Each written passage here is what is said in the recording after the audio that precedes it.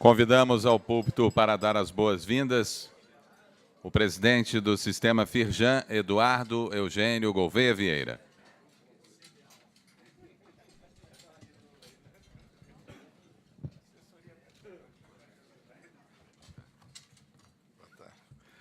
Meu caro embaixador Roberto Azevedo, meu querido amigo Roberto Ramos, presidente da AmCham Rio, Jorge Ávila, nosso parceiro. Eu quero cumprimentar todos os empresários, os nossos vice-presidentes, nossos conselheiros na pessoa, meu querido Luiz Felipe Lampreia, presidente do nosso Conselho de Relações Internacionais. Queria cumprimentar e agradecer muito a AmCham por essa parceria, estamos juntos aqui, e cumprimentar seus conselheiros, seus diretores, nossos amigos do desenvolvimento. É uma honra para nós proporcionar a todos aqui, os nossos associados, os associados da AmCham, em nos encontrarmos com o nosso ministro, que está, Roberto Azevedo, que vem de assumir, se prepara para assumir a OMC.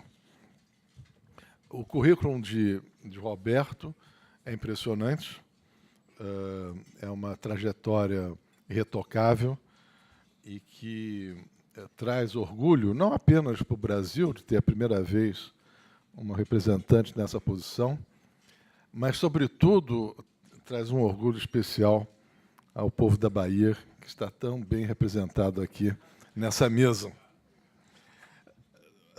Os desafios de Roberto são gigantescos e só pode, ao meu ver, ousar a encarar esse desafio alguém com quilate de Roberto Azevedo. Vai encontrar a urgência do destravamento de negociações relacionadas à liberação do comércio, emperradas há anos, bem como renovar parâmetros sobre os quais as relações entre os países devem desenvolver nos dias atuais. Vários pactos e várias negociações foram feitas com parâmetros, com balizamentos de antigamente, que hoje não são mais razoáveis no século XXI. E esses obstáculos, evidentemente, terão que ser ultrapassados, levando em consideração também as incertezas atuais e contemporâneas do cenário econômico global. A livre negociação entre os países é redigida, evidentemente, novamente, por marcos que hoje não são razoáveis 20 anos depois. Nessas 2 décadas, a China passou a ocupar uma posição de grande relevância no cenário do comércio mundial. Não só pelo porte daquela economia, mas também pelas questionáveis políticas adotadas pelo Estado chinês para o fortalecimento daquele país.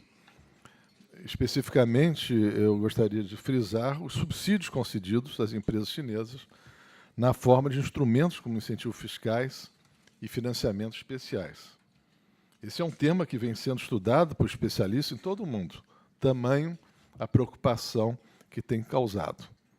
E a linha central, por exemplo, do livro Subsidies to Chinese Industry, lançado esse ano e que tem como coautor a americana Usha Haley, uma das maiores referências do mundo nesse assunto.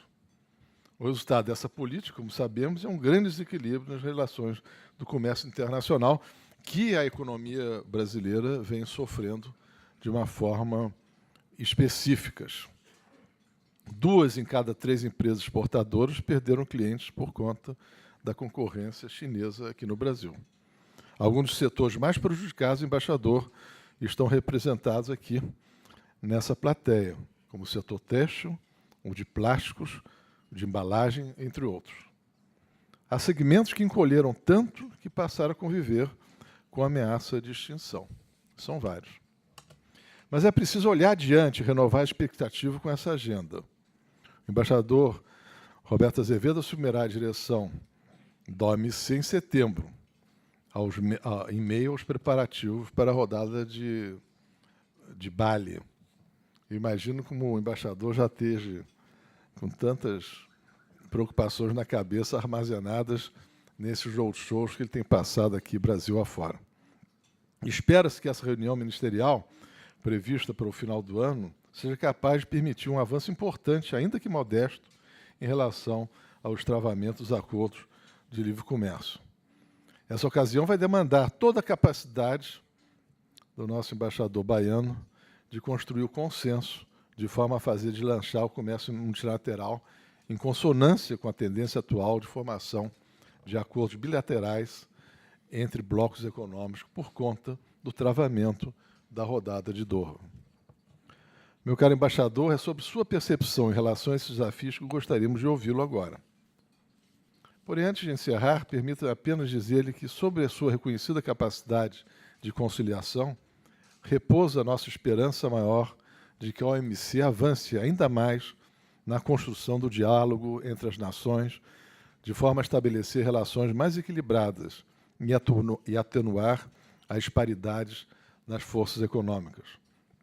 Nossa torcida é para que, ao fim de seu período nesse relevante posto, tenhamos um cenário de competitividade global que permita a maior inserção das empresas brasileiras, no qual não apenas sejam respeitadas as mais elementares regras do livre comércio, como também considerados os diferentes graus de desenvolvimento dos países signatários.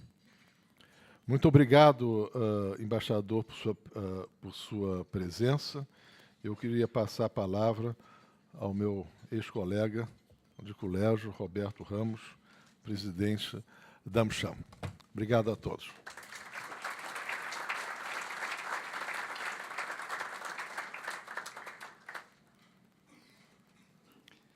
Obrigado, Eduardo. Boa tarde, senhoras e senhores. É um prazer estar aqui, é um prazer poder saudar o embaixador Roberto Azevedo. O Eduardo estava dizendo na mesa que ele estava muito feliz porque estava rodeado de baianos. Eu queria dizer que como o Eduardo e eu fomos colegas de classe do Colégio Santo Inácio, o embaixador Roberto Azevedo estava cercado de ex-alunos dos jesuítas, e como os jesuítas voltaram ao poder, eu achei que isso merecia ser ressaltado. Queria agradecer a Henrique Rezinski, que foi o meu predecessor na American Chamber, nosso ex-presidente, que teve essa brilhante ideia de convidar o embaixador Roberto Azevedo a se dirigir ao povo industrial carioca, e agradecer triplamente a Firjan, o Eduardo, a Mauri, todos os meus amigos na Firjan, por terem prontamente atendido ao nosso convite de sponsorizar, juntamente com a American Chamber, essa oportunidade. Também a Vale, a Price e a Souza Cruz, pela ajuda que nos deram. E é um prazer, uma satisfação enorme ver 200 pessoas aqui reunidas no Rio de Janeiro para escutar o que o embaixador tem a dizer, certamente muito importante, certamente muito mais importante que as minhas palavras, portanto, vou passar o palco a ele. Obrigado a todos, e mais uma vez, obrigado, embaixador, pela sua gentileza de aceitar o convite.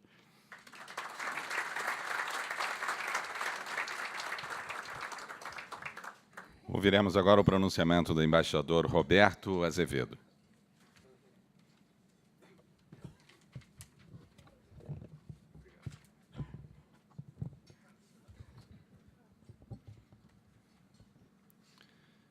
Bom, muito obrigado a todos.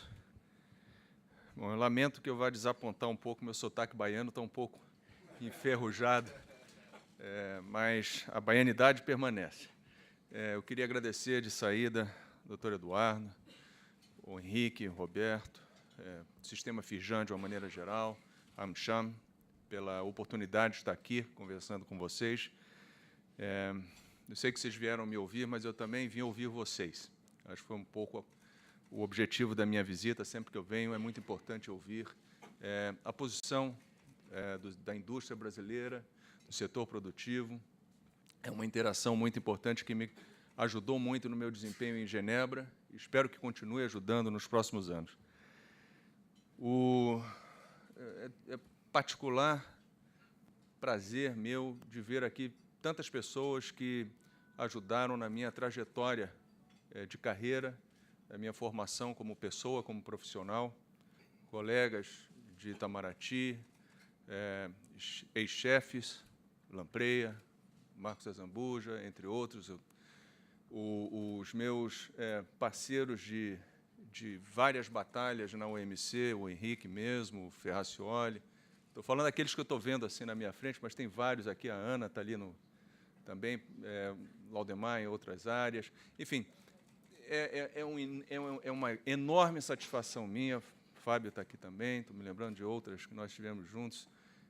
Eu tenho absoluta consciência e certeza que eu não teria chegado aqui, aonde estou, se não tivesse contado com o apoio, orientação, ajuda de todos vocês. E espero que essa ajuda, que essa parceria continue, pelo menos nos próximos 4 anos, que, como o Eduardo mencionou, os desafios vão ser realmente bastante significativos, para ser diplomático no uso das palavras. Eu, pensando no que dizer para vocês, ou no que apresentar aqui, tentei vislumbrar mensagens e coisas novas que eu pudesse dizer para vocês, mas a verdade é que não tem muito de novo a dizer, né? Pensei muito, disse, o que eu posso dizer que é novo, uma coisa que vai fazer uma diferença, que as pessoas... Não tem, a verdade é que não tem coisas muito novas. Eu acho, fico sempre temeroso que vou chegar aqui e vou repetir muita coisa. Mas, correndo o risco de ser repetitivo, eu procurei fazer um sumário de coisas que eu penso que são as mais básicas, as mais essenciais, as centrais, né, para os desafios que o Brasil enfrenta, que os membros da OMC seguramente enfrentam e vão enfrentar no futuro imediato, e que cada um de vocês, nas suas respectivas áreas, também enfrentarão. Eu começaria falando um pouco do cenário econômico e comercial internacional, por motivos óbvios, pela minha própria atuação agora à frente da OMC, dentro em breve. E, ao falar sobre isso, eu não posso deixar de citar o ano de 2008 como um ano básico, um ano de referência, né?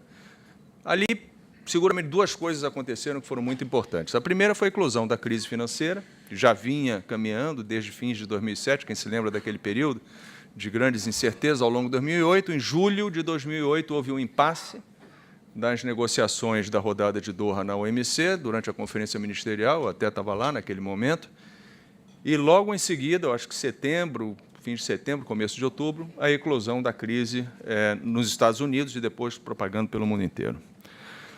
Esse é um momento importante, eu acho um ponto de partida para essa reflexão de onde nós estamos hoje. Depois de 2008, que, repito, foi uma coincidência entre impasse na rodada e eclosão da crise, o que nós podemos constatar, olhando rapidamente assim para o mundo, em breves pinceladas, o que nós vemos? Um mundo desenvolvido, né, os países industrializados, estagnados, de uma maneira geral, ou com um crescimento muito baixo, ainda tentando recuperar o dinamismo econômico prevalecente antes de 2008, num cenário agravado por desemprego alto, né, sobretudo na área, na zona do euro. Ao mesmo tempo em que o mundo desenvolvido está nesse dilema de crescimento baixo, desemprego alto, o mundo em desenvolvimento apresentou cartas novas que foram colocadas sobre a mesa, e as principais delas, todos nós sabemos, são os países emergentes, né, que, sobretudo naquele momento imediato de eclosão, após a eclosão da crise, ofereceram um contraste enorme com o mundo desenvolvido. Por quê?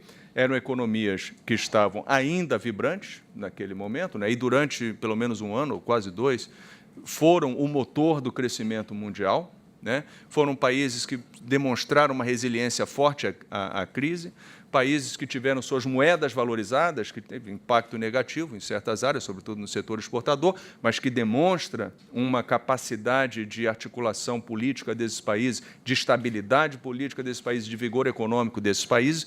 E, quando eu falo de emergentes, eu não estou falando só dos óbvios. Na OMC, quando se fala emergente, tem quase que um jargão para designar Brasil, China e Índia, né?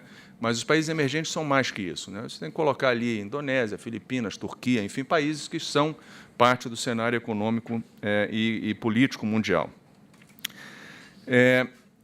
Esses países mudaram a percepção e a dinâmica das negociações na OMC, em várias outras áreas, no mundo inteiro, nos foros de governança também, seguramente, mas na OMC de maneira muito marcante.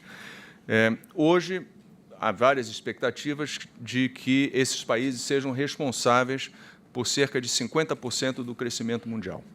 Então, vamos supor, se a economia mundial cresceu em 4%, 2% foi devido à expansão, ao crescimento dos países emergentes. Isso não é uma estatística que passa despercebida, né? Os países desenvolvidos têm clara percepção de que esses países emergentes, eles são parte do jogo, chegaram com força e chegaram para ficar, aparentemente. Pelo menos essa é a percepção. Vamos torcer até que esteja correta, mas essa é a percepção. No plano comercial, o que nós vemos depois de 2008? Um crescimento do protecionismo? Sim, houve, eu acho, um crescimento do protecionismo, mas um crescimento moderado. Eu acho que a própria existência da OMC e a própria existência das disciplinas que foram negociadas, sobretudo as da rodada do Uruguai, diminuíram o ímpeto protecionista, né? Porque medidas protecionistas muito abusivas, vamos dizer assim, poderiam levar à solução de controvérsia, eventualmente até em sanções unilaterais. O que significa que a própria existência da OMC conteve um pouco o ímpeto protecionista. O relatório mais recente da OMC, falando ainda sobre protecionismo, deu como números alguns interessantes. O primeiro deles, de que das medidas que foram introduzidas desde 2008 com caráter restritivo ao comércio, apenas 1/5 delas foi retirada até hoje, né? Ou seja, desde 2008, nós tivemos ali um estoque de medidas restritivas que foram implementadas pelos países. Desse estoque, 80% dele continua em vigor, né? Então, é preocupante? É preocupante. Qual é o lado positivo? O lado positivo é de que a cobertura dessas medidas é muito modesta, né? Então, os números, de novo, desse relatório indicam que apenas 4,6% do comércio do G20 é afetado por essas medidas. Do G20, que eu digo entre países G20, né? E que apenas 3,6% do comércio mundial sofre o impacto dessas medidas. E o tamanho do impacto é também muito modesto, né? Segundo estimativas, e estimativa de impacto de medida comercial, todos vocês sabem muito bem, melhor até do que eu, que essas coisas não são uma ciência exata, né? Mas as estimativas são de que o comércio intra-G20 foi afetado em apenas 0,2%, ou seja, 99,8% do comércio G20 não foi afetado por essas medidas. Isso é um lado positivo, é um lado interessante, mas demonstra também uma outra característica, que é a evolução do protecionismo em sua natureza, na forma em que ele é aplicado. Ou seja, antigamente, em situações de crise, o que nós víamos? Nós víamos o recurso, por exemplo, a aumento de tarifas, ou nós víamos o recurso a subsídios à exportação, né? Ou a medidas assim que, evidentemente, distorciam o comércio. Isso mudou um pouco, né? Isso mudou um pouco.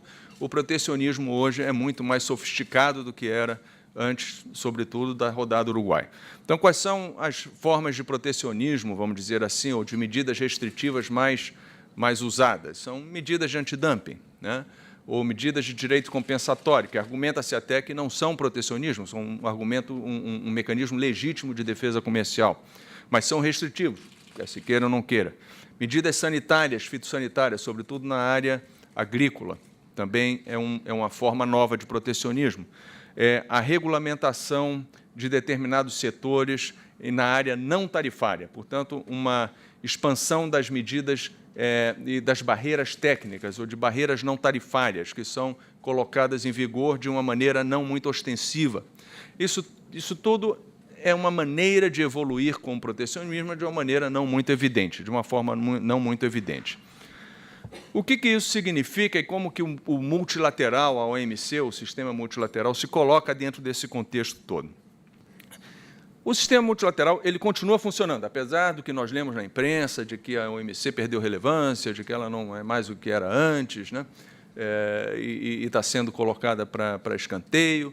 Não é exatamente assim. Ela continua funcionando bem, sobretudo na área de solução de controvérsias, que é um pilar importante da organização, né?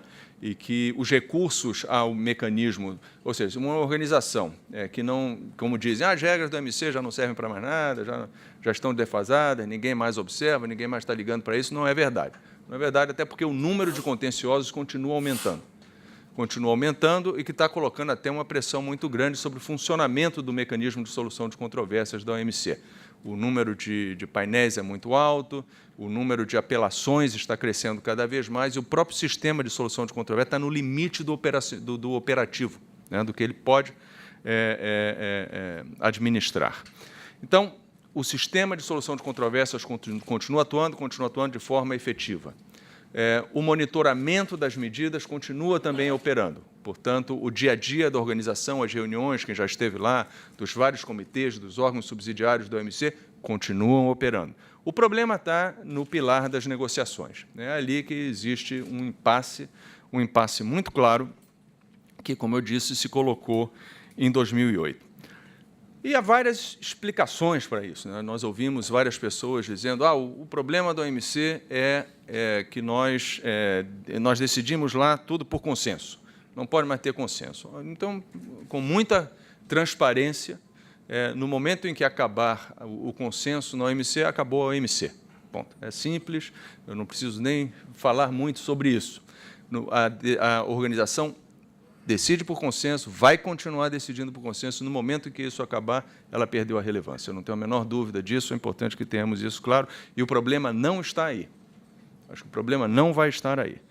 Falam do número de membros, que a organização cresceu demais, são 159.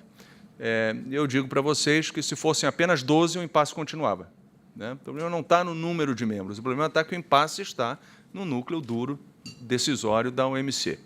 Alguns falam que é o tamanho da rodada. A rodada tem muitas áreas, é muito grande, o single undertaking não funciona mais. Eu também discordo dessa afirmação, porque se a rodada fosse uma meia dúzia de temas, o impasse continuaria lá. Não está no número, está aonde está o impasse. O impasse está no núcleo das negociações, é na área de acesso a mercados. E o que acontece ali? E aí nós voltamos um pouco à história dos emergentes como um elemento novo nessa equação.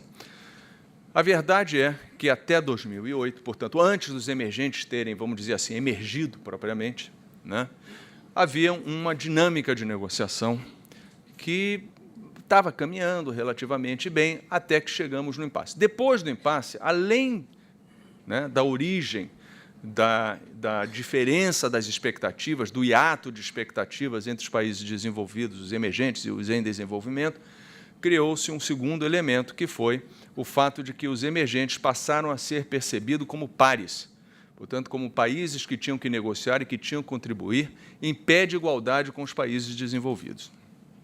Isso mudou completamente a natureza das negociações e a dinâmica das negociações. Então, e nós estamos falando aqui de especificamente Brasil, China e Índia, mas, quem sabe, alguns outros países em desenvolvimento também maiores.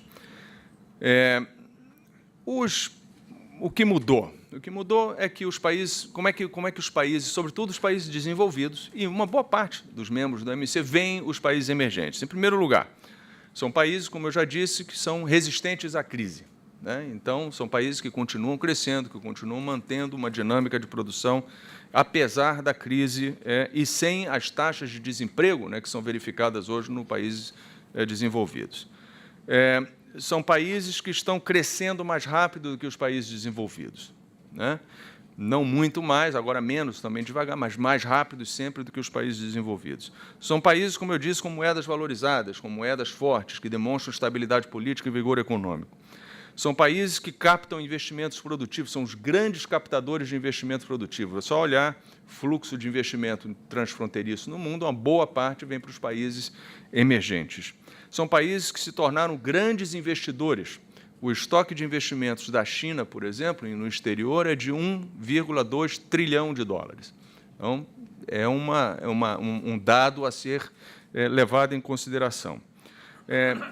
Em 1990, 4% apenas das empresas que faziam parte da Fortune 500 eram de países emergentes. Hoje, 22% das empresas da Fortune 500 são de países em desenvolvimento. Uma em cada 4 transnacionais está sediada em países em desenvolvimento. As aquisições de marcas emblemáticas, nós vimos a Budweiser, né, a Anheuser-Busch, sendo comprada pela Ambev, a Jaguar sendo comprada pela Tata, siderúrgicas sendo compradas por siderúrgicas brasileiras, a indústria de alimentos, com a Friboi comprando uma quantidade enorme de frigoríficos e de empresas de transformação, a Borden, por exemplo, são marcas tradicionais, são marcas importantes. Então, o mundo desenvolvido, hoje, não vê mais os países em desenvolvimento, os países emergentes, sobretudo, como países que precisam de ajuda, ou como países que merecem um tratamento especial e diferenciado. Quem conhece o OMC sabe o jargão, tratamento especial e diferenciado, ou seja, você está negociando uma regra geral, os países em desenvolvimento têm uma colher de chá, né? Tem um tempinho a mais para poder colocar aquilo em vigor, ou não precisa dar cumprimento integral àquela obrigação. Isso acabou, né? Então, para eles, países em desenvolvimento, países emergentes, sobretudo, são países que têm que ser tratados em pé de igualdade. E nós vamos caminhando numa negociação que a expectativa, sobretudo, dos países desenvolvidos é de que os países emergentes sejam, como a gente dizia no passado, graduados. Isso significa uma harmonização, sobretudo na área de acesso a mercados, por exemplo, de perfis tarifários. Eles não conseguem entender que os Estados Unidos ou que a Europa tenham uma média tarifária em torno de 4%, e que países como Brasil, Índia, China, tenham picos de 35%, ou 20 e tantos por cento. Eles não conseguem, na cabeça deles. Se a percepção está correta ou não, o motivo que